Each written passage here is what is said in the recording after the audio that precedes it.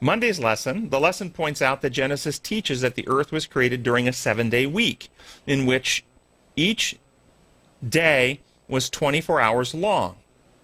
It rejects the idea that some suggest that Genesis is a metaphorical book and the days represent long eons of time in which life slowly evolved on earth, or that God used evolutionary methods of long periods of time to create on earth. Now, the idea is really trying to understand, did the author intend eons of time? Is it intended to be a metaphorical book? Or did the author, whether you believe it or not, did the author believe these are 24-hour days? Did he write 24-hour days? And it's very clear he wrote 24-hour days. And rather than arguing the word in the original Hebrew and how it's used other places, which is all consistent with and still supports the idea of a 24-hour day, the most compelling argument for me is the creation sequence itself, how the author wrote it, then you'll know what he intended.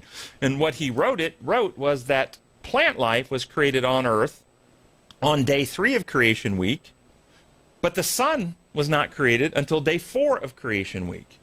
So if this was long eons of time, how in the world was plant life living on earth before the sun was created? The plant life that we understand can't live. So this plant life didn't happen eons of thousands of years before the sun came into being. So it's very clear the author, God created plants, and the next day he created the sun to sustain them. So it's a 24-hour period.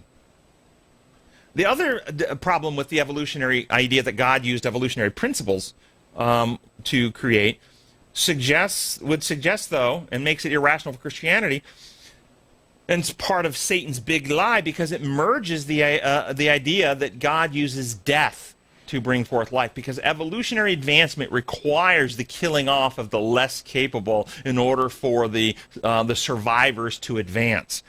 And to create this evolutionary worldview then creates the kingdom in which Satan wants to exist, where there's good and evil existing. This philosophy is known as dualism, where life and death coexist, and where good and evil are required in order for life to exist. This is a foundational philosophical principle for essentially all Eastern religions, and it's foundational for theistic evolution. The idea that life and death are both part of God's character and God's kingdom is a lie. It is Satan's goal for there to be an eternal existence of good and evil so he can exist for eternally.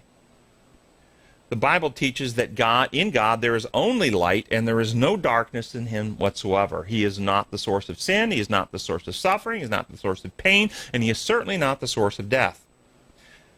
So when you identify dualism, in which some theory teaches that in God we find both light and darkness, we find both good and evil, we find both life and death, you can understand that some way Satan has succeeded in introducing a lie into the theory. It's not a godly theory, it's not a Bible theory.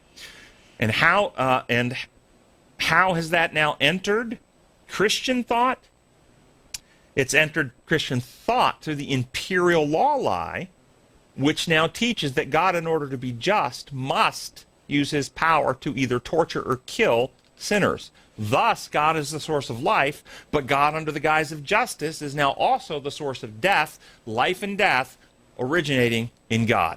This is dualism, and it needs to be rejected. Death comes out from severing our connection from God, from deviating from God's design, from being alienated from God. That results in death. Death does not come from God. He's the source of life. Tuesday's lesson.